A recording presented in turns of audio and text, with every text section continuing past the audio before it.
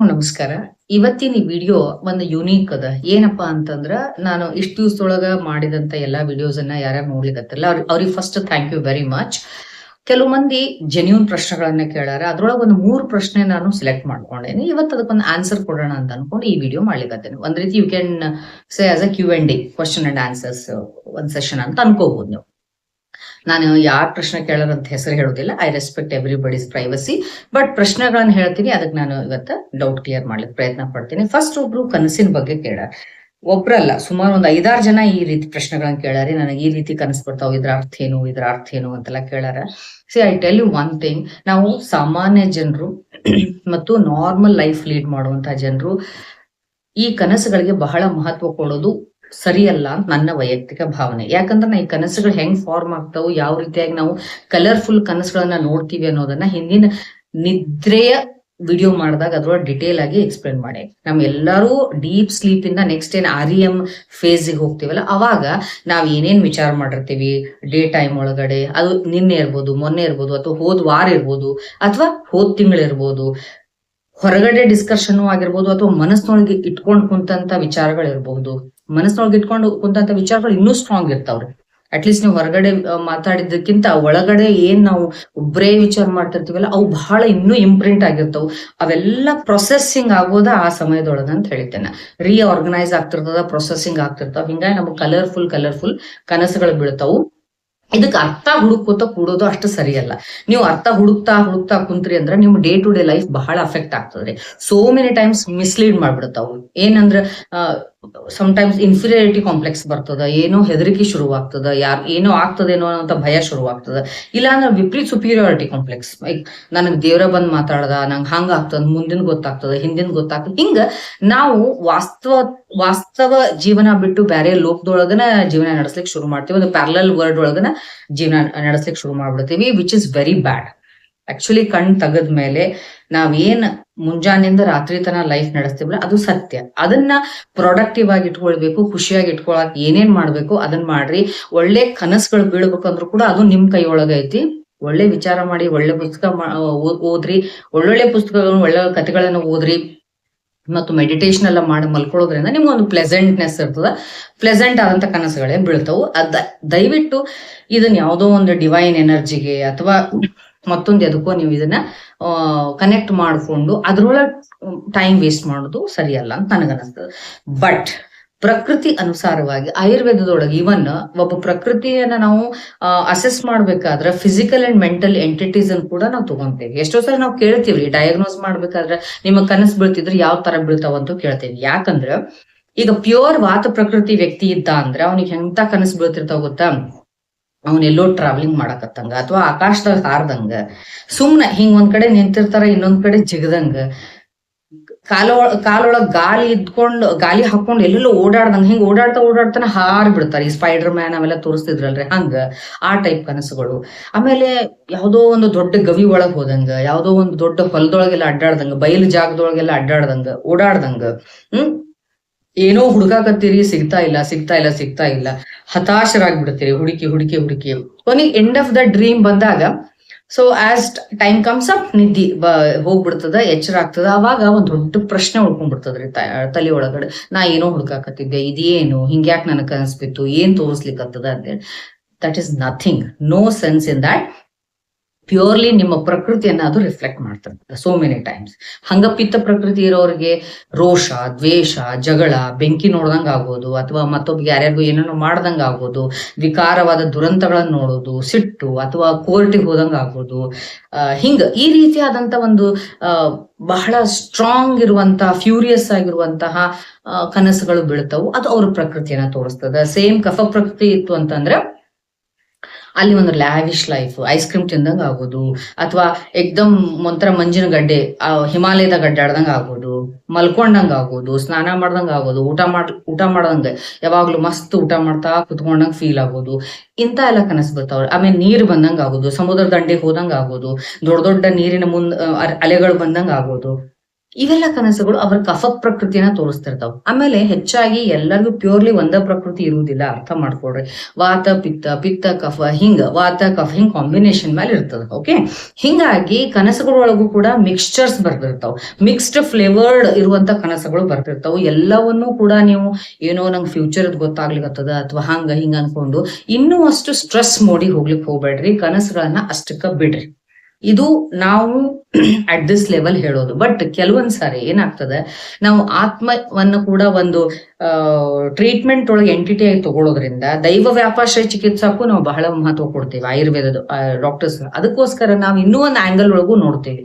ಏನಪ್ಪಾ ಅಂದ್ರೆ, by chance ನೀವೇನಾದ್ರೂ ನಿಮ್ಮ ಗುರುಗಳ ಹತ್ರ, ನೀವು ಬಹಳ ಆಧ್ಯಾತ್ಮಿಕ ವ್ಯಕ್ತಿ ಇದ್ದು ನಿಮ್ಮ ಗುರುಗಳ ಹತ್ರ ಅವರ ಒಂದು ಮಾರ್ಗದರ್ಶನದೊಳಗೆ ಏನಾದ್ರೂ ಮಂತ್ರ ದೀಕ್ಷೆ ತಗೊಂಡು ಅತಿ ಶ್ರದ್ಧೆಯಿಂದ ನೀವೇನಾದ್ರೂ ಮಂತ್ರ ಸಾಧನೆ ಮಾಡ್ತಿದ್ರ, ಜಪ ಸಾಧನೆಯನ್ನ ಮಾಡ್ತಿದ್ರ, ಧ್ಯಾನವನ್ನ ಮಾಡ್ತಿದ್ರ, ನೀವು ಅಷ್ಟು ಸ್ಟ್ರಾಂಗ್ ಆಗಿ ಶ್ರದ್ಧೆಯಿಂದ ಮಾಡ್ತಿದ್ರ, ನಿಮಗ ಆ ಲೆವೆಲ್ನೊಳಗ, ಆ ಡೈಮೆನ್ಷನ್ ಒಳಗ, ಆ ಮಂತ್ರದ ಫ್ರೀಕ್ವೆನ್ಸಿಗೆ ತಕ್ಕಂತ ಯಾವುದೋ ಒಂದ್ ರೀತಿಯ ಒಂದು ಡೈಮೆನ್ಷನ್ ಓಪನ್ ಆಗ್ತಿರ್ಬಹುದು. ಅದ್ರ ಬಗ್ಗೆ ರಿಯಲಿ ಹೇಳಿಕ್ಕೆ ನಾನು ರೈಟ್ ಪರ್ಸನ್ ಅಲ್ಲ. ಅವಾಗ ಅಂಥ ಒಂದು ನಿಮ್ಮ ಕನಸುಗಳು ಬೀಳ್ತಿತ್ತು ಅಂದ್ರೆ, ನಿಮ್ಗೆ ಯಾರು ಕನೆಕ್ಟೆಡ್ ಸ್ಪಿರಿಚುವಲ್ ಪರ್ಸನ್ಸ್ ಅದಾರ, ಗುರುಗಳು ಅದಾರ, ಅವ್ರನ್ನ ನೀವು ಕನ್ಸಲ್ಟ್ ಮಾಡ್ರಿ. ಅವರೇ ನಿಮ್ಗೆ ಸೂಕ್ತವಾದಂತ ವ್ಯಕ್ತಿಗಳು ಅಂತ ನಾನು ಹೇಳ್ತೇನೆ. ಇದು ಸ್ಪಷ್ಟ. ಓಕೆ, ಅವ್ರು ನಿಮ್ಮ ಸರಿಯಾಗಿ ಗೈಡ್ ಮಾಡ್ಬೋದು, ಅವ್ರು ನಿಮ್ಮನ್ನ ಸರಿಯಾಗಿ ಸ್ಟಡಿ ಮಾಡ್ಬೋದು. ಅಲ್ಲೂ ಕೂಡ ನೀವ ಸೆಲ್ಫ್ ಅನಲೈಸ್ ಮಾಡ್ಕೊಂಡು ಟೆನ್ಷನ್ ಮಾಡ್ಕೊಂತ ಕೂಡ್ಲಿಕ್ಕೆ ಹೋಗ್ಬೇಡ್ರಿ. ಒಂದು ನೆಗ್ಲೆಕ್ಟ್ ಮಾಡ್ರಿ if you are a very normal people. Otherwise ನೀವು ಹೈಲಿ ಸ್ಪಿರಿಚುವಲ್ ಪೀಪಲ್ ಇದ್ರಿ ಅಂದ್ರೆ ನೀವು ನಿಮ್ಮ ಗುರುಗಳನ್ನ ಕನ್ಸಲ್ಟ್ ಮಾಡ್ರಿ. ಅವ್ರ ಇದಕ್ಕ ಪ್ರಾಪರ್ ಆದಂತ ಒಂದು ರೆಕ್ಟಿಫಿಕೇಶನ್ ಕೊಡ್ತಾರ, ರೆಮಿಡಿ ಕೊಡ್ತಾರ. ಈ ಕನ್ಸಿನ ಬಗ್ಗೆ ನಿಮ್ದು ಡೌಟ್ ಕ್ಲಿಯರ್ ಆತ ಅಂತ ಅನ್ಕೊಳ್ತೇನೆ. ಓಕೆ, ಇನ್ನು ಎರಡನೇದು ಏನಪ್ಪಾ ಅಂದ್ರೆ, ಒಂದು ಪ್ರಶ್ನೆ ಕೇಳಾರ. ಏನಪ್ಪಾ ಅಂದ್ರೆ, ನನಗೆ ಥೈರಾಯ್ಡ್ ಪ್ರಾಬ್ಲಮ್ ಅದ, ನನ್ಗೆ ಯಾವಾಗ್ಲೂ ನಿದ್ದೆ ಬರ್ತಿರ್ತದ ಅಂತ ಹೇಳಿ. ಎಸ್, ನಾ ಇದ್ರ ಬಗ್ಗೆ ಆಲ್ರೆಡಿ ಒಂದು ವಿಡಿಯೋ ಮಾಡೀನಿ, ನೀವು ನೋಡ್ರಿ. ನಾ ಅದಕ್ಕೆ ಹೇಳ್ತೇನೆ, ಪದೇ ಪದೇ ಚಾನೆಲ್ ಸಬ್ಸ್ಕ್ರೈಬ್ ಮಾಡ್ಕೊಂಡು ಚಾನೆಲ್ ವಿಸಿಟ್ ಮಾಡಿ. ಜಸ್ಟ್ ನೀವು ಸರ್ಚ್ ಮಾಡ್ರಿ, ನಿಮ್ಗೆ ಅದಕ್ಕೆ ಸಂಬಂಧಪಟ್ಟಂತ ಆಲ್ರೆಡಿ ವಿಡಿಯೋ ಮಾಡಿದ್ನಿ ಅಂತಂದ್ರೆ ಅದನ್ನ ನೋಡ್ರಿ, ನಿಮ್ಗೆ ಒಳ್ಳೆ ಇನ್ಫಾರ್ಮೇಶನ್ ಸಿಗ್ತದ. ಮಾಡಿಲ್ಲ ಅಂತಂದ್ರೆ ನೀವು ಕಮೆಂಟ್ ಅಲ್ಲಿ ಹಾಕ್ರಿ, surely I am ready to do that one. Okay, ಏನ್ ಸಮಸ್ಯೆ ಇಲ್ಲ. ಇಲ್ಲಿ ಏನಾಗ್ತದ ಅಂತಂದ್ರೆ, ಯಾವಾಗ ನಮ್ಮ ಬಾಡಿ ಒಳಗಡೆ T3 T4 ಅನ್ನುವಂತ 2 ಹಾರ್ಮೋನ್ಸ್ ಸರಿಯಾಗಿ ರಿಲೀಸ್ ಆಗ್ಲಿಲ್ಲ ಅಂತಂದ್ರೆ, ನಮ್ದು ಮಾಸ್ಟರ್ ಗ್ಲ್ಯಾಂಡ್ ಏನ್ ಮಾಡ್ತದ ಗೊತ್ತಾ, TSH ಅನ್ನುವಂತ ಒಂದು ಸಂದೇಶ ಕಳಿಸ್ಲಿಕ್ಕೆ ಶುರು ಮಾಡ್ತದ. ನೀ ಮಾಡು, ಬಿಡುಗಡೆ ಮಾಡು, ಬಿಡುಗಡೆ ಮಾಡು ಅಂತ ಹೇಳಿ ಗ್ಲ್ಯಾಂಡಿಗೆ.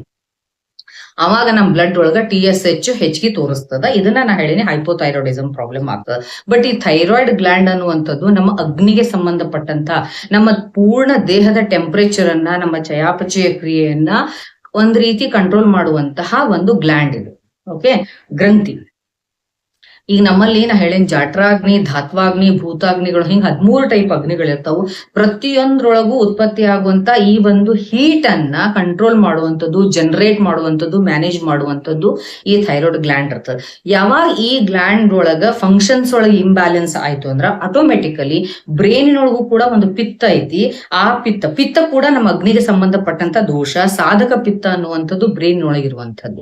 ಅವಾಗ ಸಾಧಕ ಪಿತ್ತ ಅಫೆಕ್ಟ್ ಆಯ್ತು ಅಂದ್ರೆ ಆಟೋಮೆಟಿಕಲಿ ನಮಗಲ್ಲಿ ಲೆಥಾರ್ಜಿಕ್, ಒಂಥರ ಮೈಂಡ್ ಡಲ್ನೆಸ್, ಏನು ಕ್ರಿಯೇಟಿವ್ ಆಕ್ಟಿವಿಟಿ ತಲೆ ಒಳಗ್ ಬರುವುದಿಲ್ಲ. ಮನುಷ್ಯ ಡಲ್ ಫೀಲ್ ಮಾಡ್ಕೋತಾನ, ನಿದ್ದಿ ಬರ್ತದೆ. ಈಗ ಮೈಂಡ್ ಏನು ಕೆಲಸ ಮಾಡ್ಲಿಲ್ಲ, ಏನು ಕ್ರಿಯೇಟಿವ್ ವರ್ಕ್ ಮಾಡ್ಲಿಲ್ಲ ಅಂದ್ರೆ ಏನ್ ಮಾಡ್ತದ್ರಿ, ಒಂದು ಇಮಿಡಿಯೇಟ್ ಆಗಿ ಖುಷಿ ಸಿಗುವಂತಹ ಡೋಪಮೈನ್ ರಿಲೀಸ್ ಆಗುವಂತಹ ಊಟ ಮಾಡ್ಬೇಕು. ಅದು ಊಟ ಅಂದ್ರೆ ಅಂತವು ಚಿಪ್ಸ್, ಬಜಿ, ಮಿರ್ಚಿ ಇಂಥವು, ಇವೆಲ್ಲ ಕ್ಷಣಿಕ ಸುಖಗಳನ್ನು ಕೊಡುವಂತ ಆಹಾರ ತಗೋಬೇಕು. ಇಲ್ಲ ಅಂತಂದ್ರೆ ನಿದ್ದೆ ಮಾಡ್ಬೇಕು.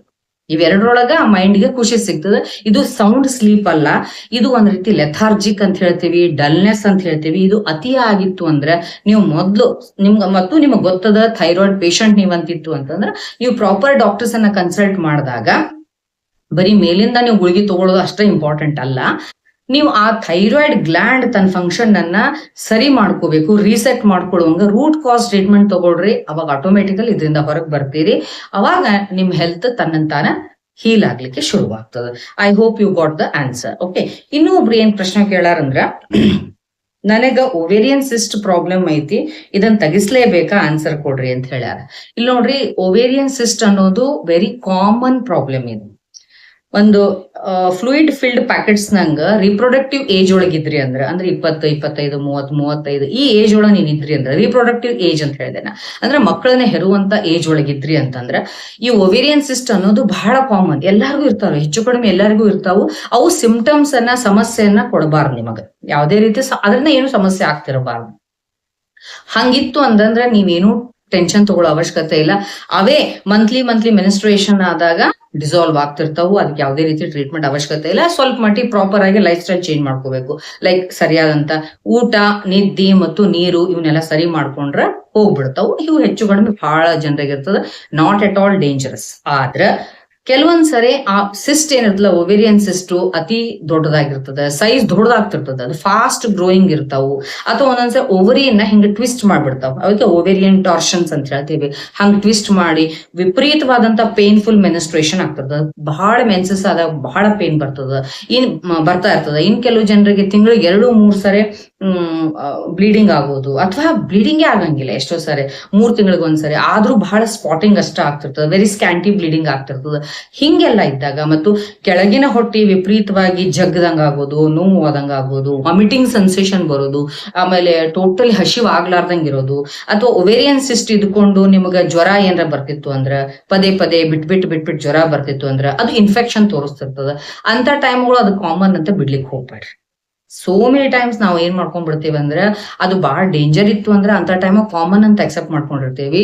ಕಾಮನ್ ಇರ್ತದ, ಅದೇನು ಸಮಸ್ಯೆನೇ ಇರಂಗಿಲ್ಲ, ಅವ ಬಹಳ ಅದು ಡೇಂಜರ್ ಇತ್ತು ಅಂತ ಟೆನ್ಷನ್ ಮಾಡ್ಕೊಂಡಿರ್ತೀವಿ. ಇದಕ್ ಬೇಕಾಗಿರೋದು ಏನು ಅಂದ್ರೆ ಫಸ್ಟ್ ಪೇಷನ್ಸ್ ಮತ್ತು ಕರೆಕ್ಟ್ ಆದಂತ ಚೆಕಪ್ಸ್ ಆಗ್ಬೇಕು. ನಿಮ್ಗೆ ಯಾರ ಹತ್ರ ವಿಶ್ವಾಸ ಐತೋ ಪ್ರಾಪರ್ ಡಾಕ್ಟರ್ಸ್ ಹತ್ರ ನೀವು ಕನ್ಸಲ್ಟ್ ಮಾಡ್ರಿ. ಅವ್ರು ನಿಮ್ಮನ್ನ ಸರಿಯಾಗಿ ಏನ್ ಇನ್ವೆಸ್ಟಿಗೇಷನ್ಸ್ ಮಾಡಿಸ್ಬೇಕು ಮಾಡಿಸಿ ಚೆಕಪ್ ಮಾಡಿಸಿ ಹೇಳ್ತಾರೆ.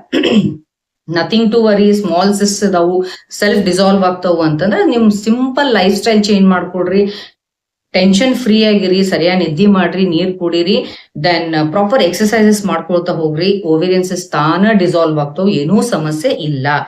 ನಾ ಹೇಳಿದ್ನಲ್ಲ, ಇವೆಲ್ಲ ಬೇರೆ ಸಮಸ್ಯೆ ಇರುವಂತ ಸಿಂಪ್ಟಮ್ಸ್ ಇದ್ವು ಅಂದ್ರೆ, ಅಥವಾ ಸಮಟೈಮ್ಸ್ ಕ್ಯಾನ್ಸರಸ್ ಸಿಸ್ಟ್ಗಳು ಇರುವಂತ ಚಾನ್ಸಸ್ ಇರ್ತದೆ. ಅಂತ ಟೈಮ್ ಡಾಕ್ಟರ್ಸ್ ಹೇಳ್ತಾರೆ ನೀವ್ ಅದನ್ನ ತೆಗೆಸ್ಕೊಳ್ಳೇಬೇಕು ಅಂತ ಹೇಳಿ. ಅವಾಗ ನೋ ಅದರ್ ಆಪ್ಷನ್, ಬೆಟರ್ ನೀವ್ ಅದನ್ನ ತೆಗೆಸ್ಕೊಳ್ರಿ, ಅವಾಗ ಆರಾಮಾಗಿರಿ. ಒಟ್ನಲ್ಲಿ ಏನ್ ಬೇಕು ಅಂತಂದ್ರ ಏನ್ ಪ್ರಾಬ್ಲಮ್ ಐತೆ ಅನ್ನೋದನ್ನ ಅರ್ಲಿ ಡಯಾಗ್ನೋಸ್ ಮಾಡ್ಕೊಂಡು ಅದರಿಂದ ಯಾವುದೇ ರೀತಿಯ ಟ್ರೀಟ್ಮೆಂಟ್ ನಿಂದ ನೀವು ತಗೊಂಡು ಹೊರಗಡೆ ಬಂದು ಖುಷಿಯಾಗಿ ಆರಾಮಾಗಿ ಲೈಫ್ ಅನ್ನ ನಡೆಸಬೇಕು. ಅದು ಮನುಷ್ಯನ ಉದ್ದೇಶ. ಇದು ಅರ್ಥ ಆಗಿದೆ ಅನ್ಕೊಂಡ್rini. ಇವತ್ ಈ 3 ಪ್ರಶ್ನೆಗಳಿಗೆ ನಾನು ಆನ್ಸರ್ ಕೊಟ್ಟಿನಿ. ನಿಮಗ್ ಜೆನ್ಯೂನ್ ಪ್ರಶ್ನೆಗಳೇನಾದ್ರು ಇದ್ರ ಇವ್ನ ಕಮೆಂಟ್ ಅಲ್ಲಿ ಹಾಕಿದಾಗ ಎವ್ರಿ ವೀಕ್ ಸಂಡೇ ನಾನು 3 ಪ್ರಶ್ನೆಗಳನ್ನ ತಗೊಂಡು ಆನ್ಸರ್ ಮಾಡೋಣ ಅಂತ ಹೇಳಿ ಅನ್ಕೊಂಡೇನಿ. I hope you got answers. ಮತ್ತು ನಿಮ್ಗೆ ಈ ವಿಡಿಯೋ ಲೈಕ್ ಆಗಿತ್ತು ಅಂದ್ರೆ ನೀವು ಇದನ್ನೆಲ್ಲ ನಿಮ್ಮ ಹಿತೈಷಿಗಳಿಗೆ, ಫ್ರೆಂಡ್ಸ್ಗೆ ಶೇರ್ ಮಾಡ್ರಿ. ಅಂಡ್ ಆಸ್ ಯೂಶುವಲ್ ನೀವು ಸಬ್ಸ್ಕ್ರೈಬ್ ಮಾಡ್ಕೊಂಡಿರಿ ಅಂತ ಅನ್ಕೊಂಡೇನಿ. ದೆನ್ ಲೈಕ್ ಮಾಡ್ರಿ, ಕಮೆಂಟ್ ಮಾಡ್ರಿ. Thank you.